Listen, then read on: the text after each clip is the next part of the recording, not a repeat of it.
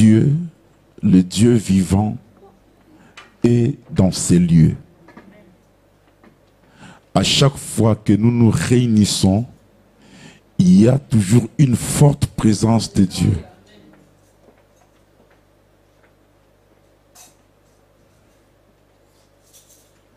Merci Seigneur.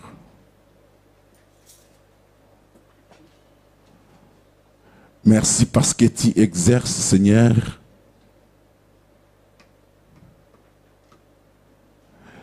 nos langues, enfin, Seigneur, de pouvoir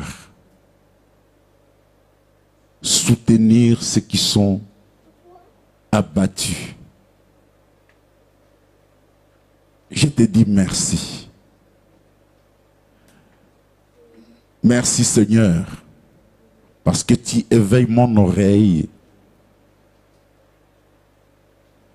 afin que je puisse écouter comme un disciple.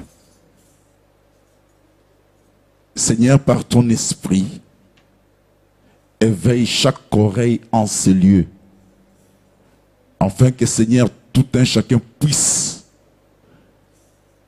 écouter ta parole comme un bon disciple. C'est de ça que tu nous as appelés. Merci parce que tu es toujours au rendez-vous. Merci pour ta présence. Merci Seigneur pour toute présence en ce lieu, sachant que Dieu, tu as aimé l'homme et tu t'es livré toi-même en sacrifice pour ramener l'homme à la vie. Je te bénis. Gloire, honneur te soit rendu. Merci de m'avoir accordé encore la force de me tenir devant ton peuple qui est très cher, qui a un grand prix à tes yeux, mon Dieu, mon roi.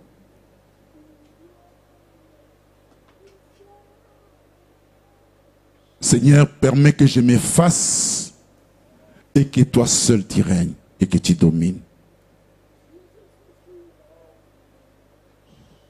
Merci Seigneur.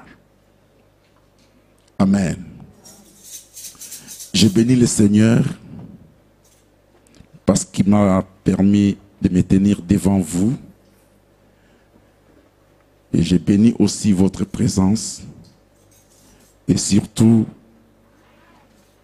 je bénis aussi les visionnaires de cette église, Pasteur Roch, de m'avoir accordé ce privilège. C'est un homme de Dieu. Quand il parle, j'entends, je vois ce qui arrive. Maman Magui a témoigné qu'elle est venue ici et Dieu a fait quelque chose. Dans la prière de son serviteur, il dit toujours que cette nuit soit une nuit paisible et une nuit de paix. La parole de son serviteur, quand elle sort, la parole qui vient de la part de Dieu, il y a toujours, cela est suivi toujours d'une bénédiction. Alléluia. Et c'est pourquoi ce matin, je voudrais parler de la main de l'Éternel qui n'est pas courte, d'où son oreille n'est pas aussi sourde. Alléluia. Mais lorsque Dieu agit à travers son serviteur, par la parole qu'il prononce, c'est-à-dire Dieu est avec lui. Dieu est à l'œuvre avec lui. Alléluia. Ça, c'est ce que vraiment j'ai toujours désiré et demandé à Dieu. Alléluia. Sans lui, nous ne pouvons rien.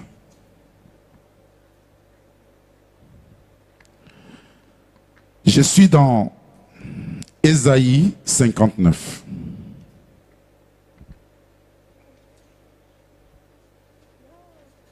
Nous allons prendre les 2 premiers versets d'Ésaïe 59.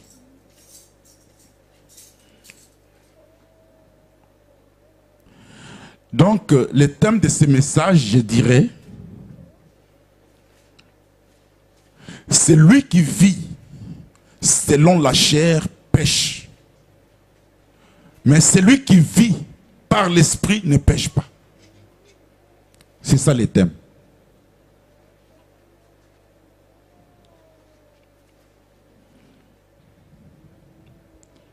Ésaïe 59, premier verset et le 2e verset.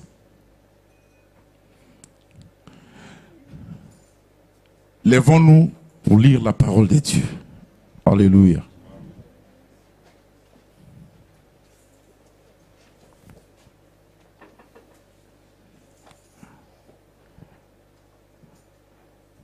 Est-ce que tu as côté les mains? Alléluia. C'est Jésus qui est roi en ce lieu.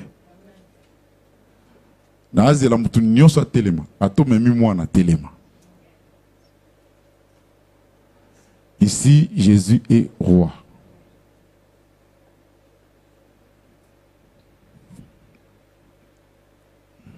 Nous lisons au nom de Jésus-Christ. Amen. Ésaïe chapitre 59, versets 1 et 2. Non. La main de l'Éternel n'est pas trop courte pour sauver, ni son oreille trop dure pour entendre. Mais ce sont vos crimes qui mettent une séparation entre vous et votre Dieu. Ce sont vos péchés qui vous cachent sa face et l'empêchent de vous écouter. Parole du Seigneur. Amen. Est-ce qu'on peut acclamer la parole du Seigneur? Alléluia. Il dit ici, non, la main de l'Éternel n'est pas trop courte pour sauver.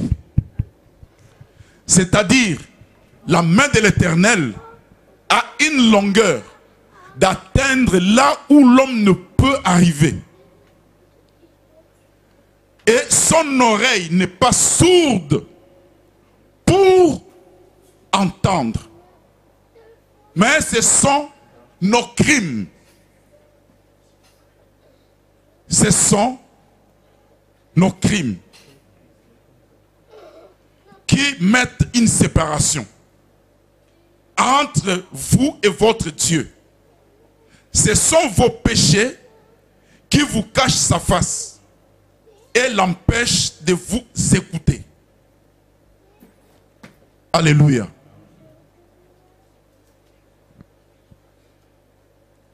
Mais Dieu, dans son amour, Dieu est bon. Parce que l'homme a péché. Privé de la gloire de Dieu. Mais Dieu a créé l'homme pour sa gloire. C'est pour que l'homme puisse vivre, refléter la gloire de Dieu. Malgré que l'homme ait péché, mais Dieu dans son amour, ça c'est Ésaïe 59, il dit, ce sont vos crimes, vos péchés. Et qui nous séparent et qui empêchent Dieu de vous écouter. Mais Dieu dans son amour, quand nous lisons Ésaïe 60, il dit, le verset 2, il dit, voici les ténèbres couvrent la terre et l'obscurité le peuple. Mais sur toi, l'Éternel s'élève, sur toi, sa gloire apparaît. Alléluia. Quand nous irons dans Ésaïe 61, il dit, l'Esprit du Seigneur l'Éternel est sur moi. Il m'a oint pour annoncer de bonnes nouvelles aux pauvres. Celui dont la main de l'Éternel n'opère plus sur lui et que l'oreille de l'Éternel est sourde envers lui, c'est-à-dire cette personne est une personne qu'on dit ici malheureux. Le malheureux que Jésus est venu pour annoncer cette bonne nouvelle. Je suis venu vous apporter une bonne nouvelle. Alléluia. Et quand nous irons dans Ésaïe 62, il dit, pour l'amour que l'Éternel Dieu a pour toi, Dieu a décidé de ne pas se taire. Il fera tout pour qu'il y ait la gloire de Dieu, que cette gloire apparaisse dans ta vie. Malgré que toi tu aies péché, malgré que tu étais privé de sa gloire et que tu étais couvert du ténèbre, mais Dieu décide toujours que moi je veux te sauver. Pour ton salut, je ferai tout. Voilà comment Dieu insiste. Mais nous sommes dans Ésaïe 59. La main de l'Éternel sur l'homme, son oreille ouverte à l'homme. Ceci représente la gloire de Dieu sur l'homme. Lorsque sa main est sur toi et que son oreille reste toujours ouverte pour toi, c'est-à-dire que on verra la gloire de Dieu sur toi. Dieu, il veut que quand nous péchons et que nous arrivons vraiment à reconnaître notre péché et nous repentir sincèrement, c'est ce que Dieu attend de nous. Il sait que nous sommes humains, nés dans le péché, conçus dans l'iniquité. Cela est... La Bible dit que c'est impossible que l'homme ne pêche pas. Mais Dieu nous a donné un caractère afin de haïr le péché. Lorsque la vie de Christ est en nous, cela fait que nous puissions haïr le péché. Alléluia.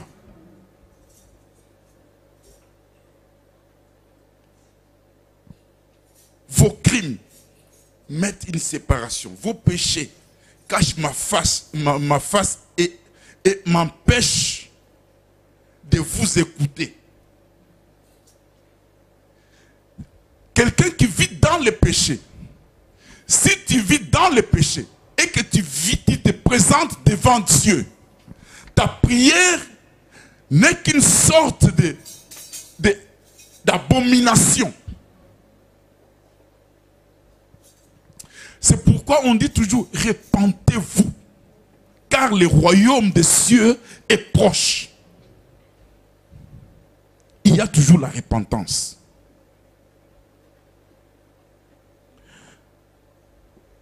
Comme l'homme était créé à la gloire de Dieu, pour la gloire de Dieu, alors il y a un qui est venu pour pervertir l'homme. L'homme était créé dans le bon sens.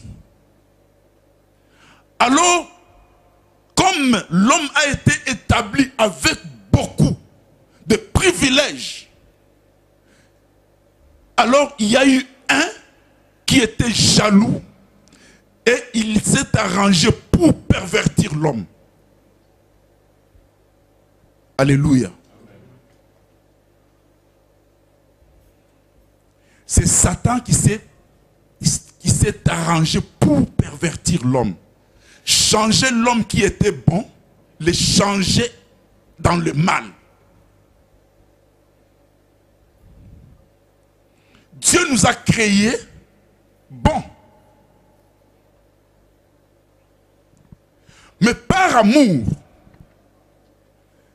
quand nous lisons ces textes concernent le peuple de Dieu, Israël.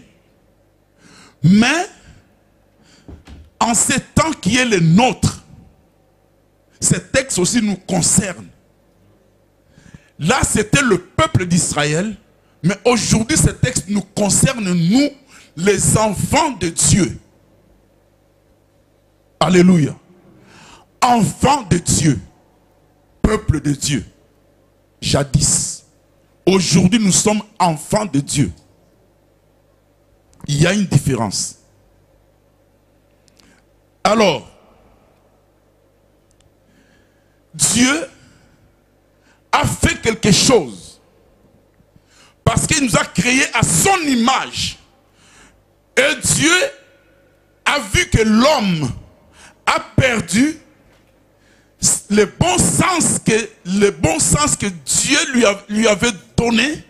Alors l'homme est changé dans le mal. Il a été transformé.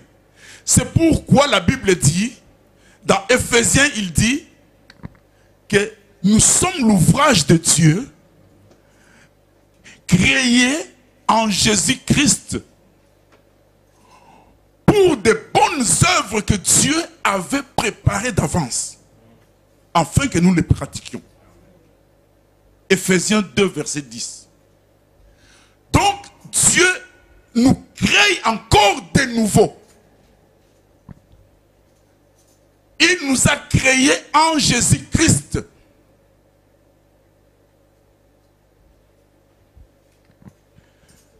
Vous savez, on est né d'une nature pécheresse. C'est ce que dit aussi dans Ézéchiel. Ézéchiel 16 nous dit quoi? Attends, je vais voir un peu. Ézéchiel 16 nous dit quoi?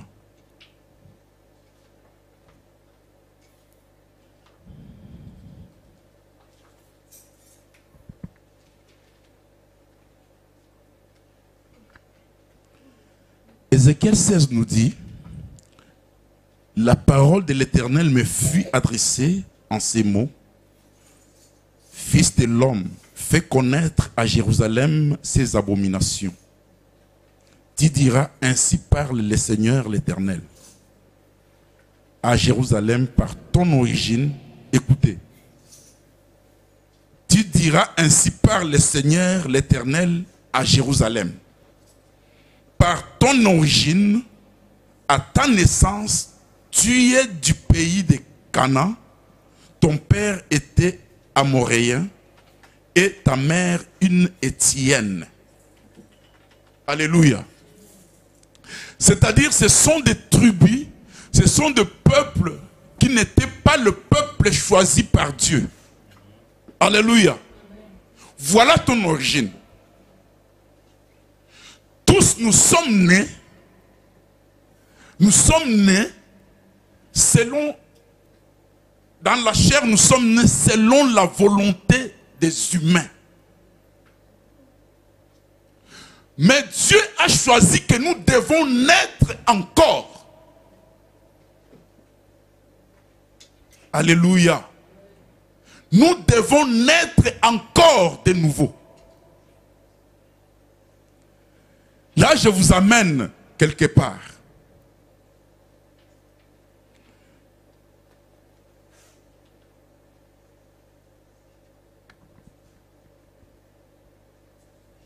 Je vous amène quelque part. Vous savez, il y a eu conversation de Nicodème et Jésus.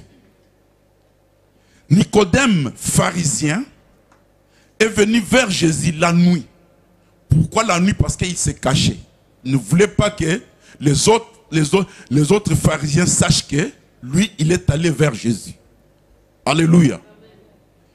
Il est allé la nuit, en cachette. Il dit à Jésus, nous savons que toi, tu es venu de Dieu. Parce que les miracles que tu fais, personne ne peut le faire si Dieu n'est avec lui. Alléluia. Et Jésus répliqua pour lui dire, en vérité, je te l'ai dit, il faut naître de nouveau. Alléluia. Il faut naître de nouveau. Et Nicodème posa la question, mais comment? Moi qui est déjà vieux, dois-je encore rentrer dans le ventre de ma mère et naître encore? Jésus lui dit ceci, tu dois naître d'eau et d'esprit.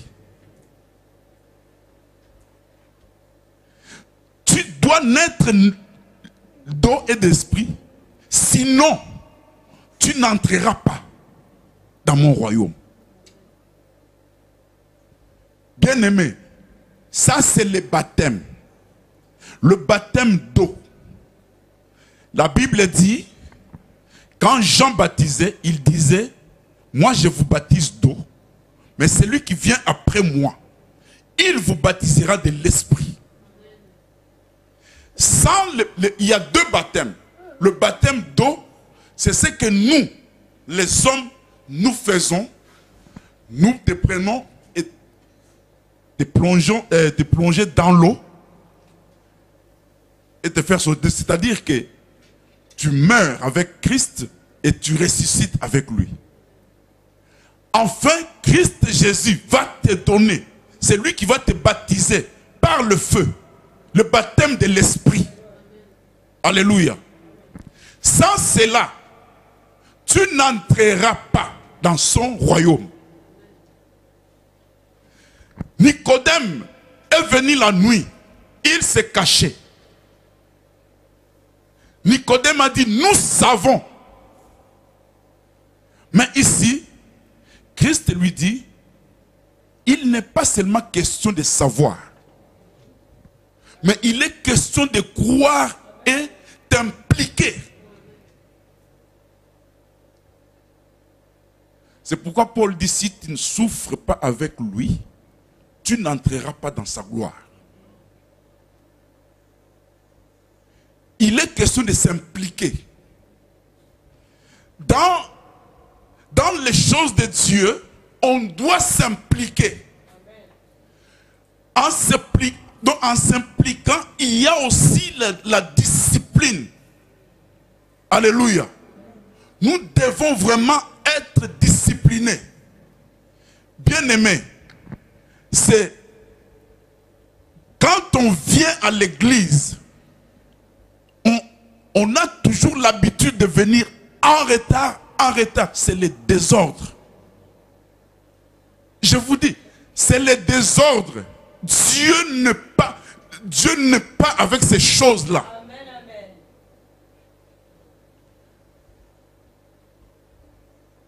Quand on parle de désordre, il y a beaucoup de choses.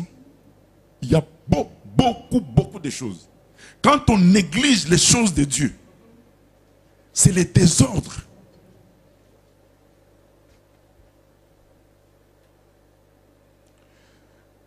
Et Dieu, il dit ici, il faut naître de nouveau, d'eau et d'esprit.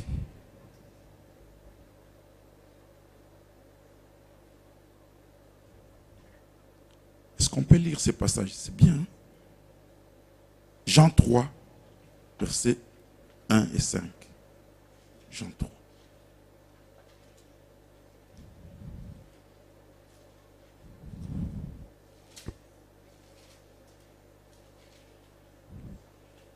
Jean chapitre 3, verset 1er, nous dit,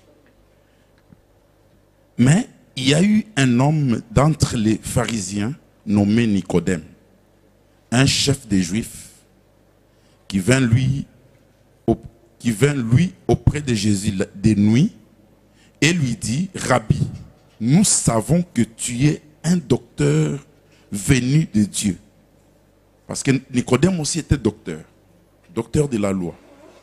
Et il dit, nous savons que tu es un docteur venu de Dieu, car personne ne peut faire ces miracles que tu fais si Dieu n'est pas avec lui. Jésus lui répondit, en vérité, je te l'ai dit, si un homme n'est né de nouveau, il ne peut voir le royaume de Dieu. Nicodème lui dit, comment un homme peut-il naître quand il est vieux? Peut-il rentrer dans le sein de sa mère et naître? Jésus répondit, en vérité, je te l'ai dit, si un homme n'est né d'eau et d'esprit, il ne peut entrer dans le royaume de Dieu. Alléluia. Ça, c'est capital et c'est très important. Si tu es baptisé, tu dois encore t'attendre que je dois être baptisé par l'Esprit. Alléluia. Le baptême de l'Esprit. Parce que il y a beaucoup de choses que nous ne comprenons pas parce que nous négligeons l'Esprit de Dieu. Parce que nous voulons comprendre les choses de Dieu selon notre intellectuel. C'est pourquoi, des fois, je peux dire quelque chose ou le pasteur te dit quelque chose, mais tu considères ces choses-là qu'il te dit, c'est comme si des choses erronées ou qui n'ont pas de sens. Alléluia. Mais pendant qu'il est en train de te dire des choses qui sont vraiment en profondeur, on doit vraiment faire très attention à cela. Alléluia. Naître de nouveau. Mais il y a aussi un grand problème en nous-mêmes. Le grand problème, la situation qui est la situation très très compliquée dans nos vies, parce que nous sommes nés dans la chair. C'est ce que dit le psaume 120. Moi, je l'ai pris comme ça. Le psaume 120 nous dit quoi? Attends. Psaume 120.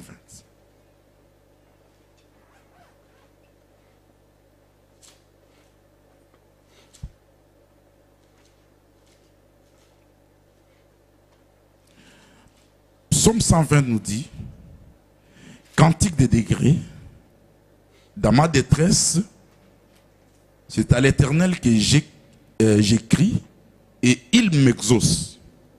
Alléluia.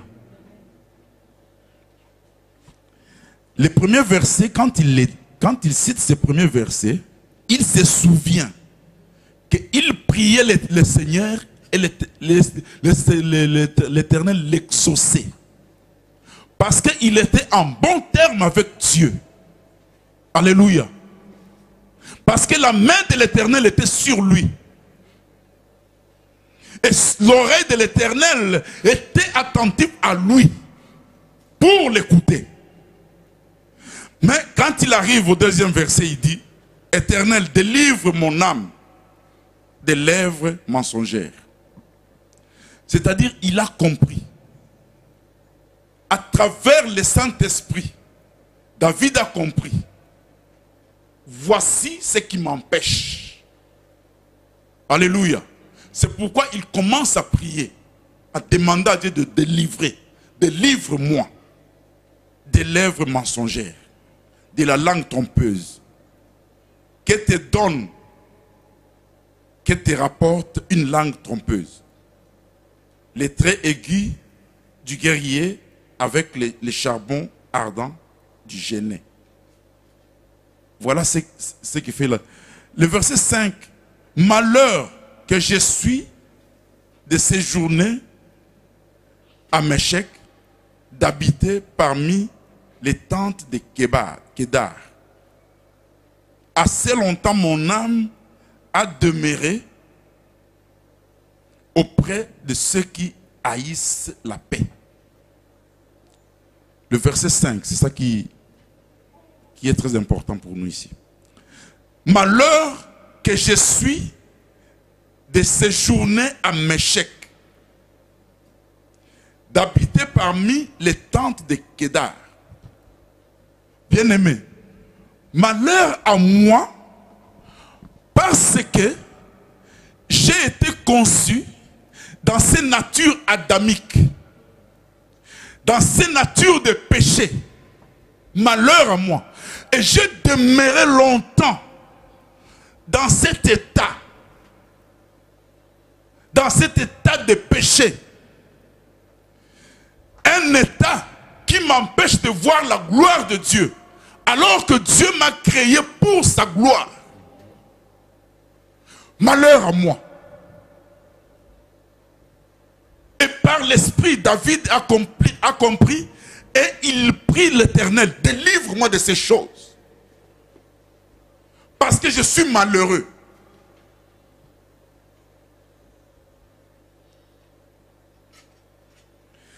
Quand le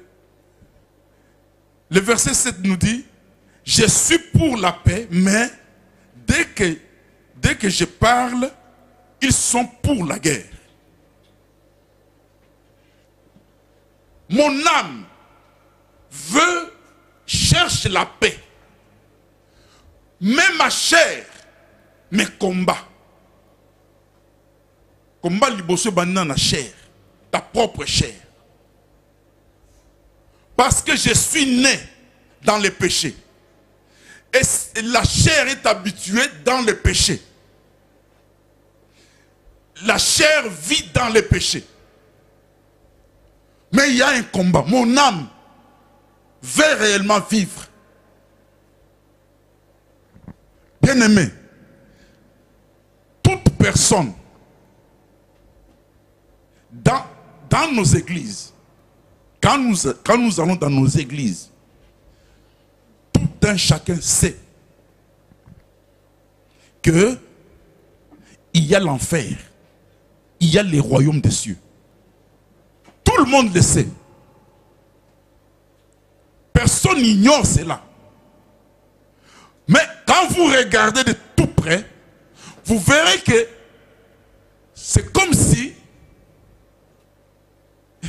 c'est un slogan ou je ne sais pas. Est-ce que quand on dit réellement que l'enfer existe, est-ce que vous le prenez au sérieux?